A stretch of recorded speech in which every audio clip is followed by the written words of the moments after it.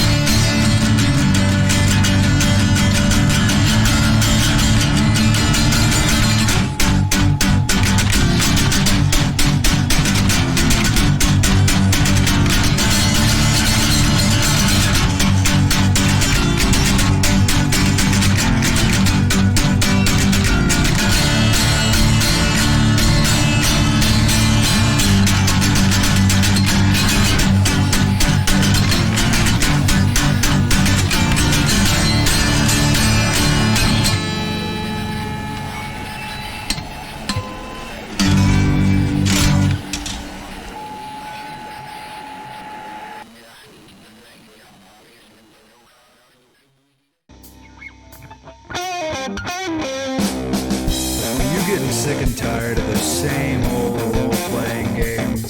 I bet you are. I think you're more the type who likes to rock and roll, sit around and smoke weed and listen to Black Sabbath. Well, I got something for you. Riff Wizards is a tabletop role-playing game that puts story first, rules later. It's a game about the idea that's at the core of all of it, telling stories. If that's something you'd be interested in, then you should get on it. Riff Wizards, out now. Smoke 'em if you got 'em. Taking a hit down here at the station.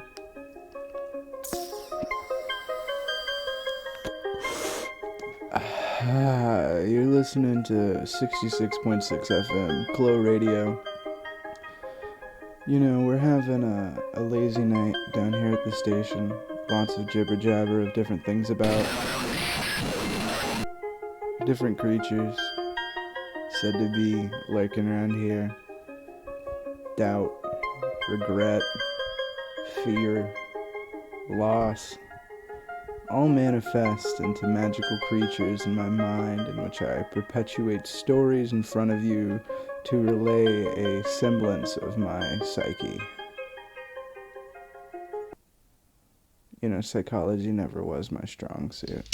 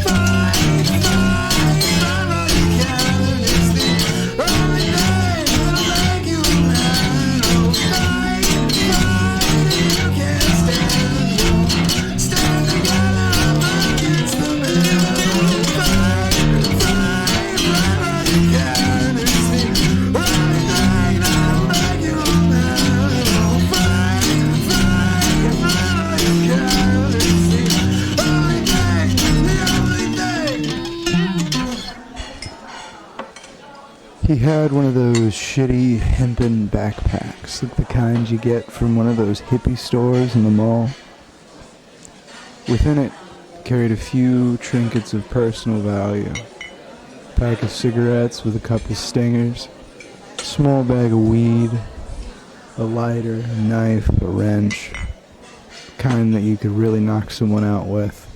Large, silver, reeked of disparity. He wore a shirt, tried to make himself look tough. No sleeves, angry symbols of hatred drawn with on its sides. Upon his head, he wore nothing Upon his feet he wore boots to make him taller. A coward on the inside and on the outside. He wandered aimlessly around a place he once knew familiar, a place maybe he once had even called home. There was a long, long wait between where he was going and when he would get there. One that he was not much accustomed to. He smoked cigarettes and stingers one after the other, took time to stop on the sidewalks, and roll up another.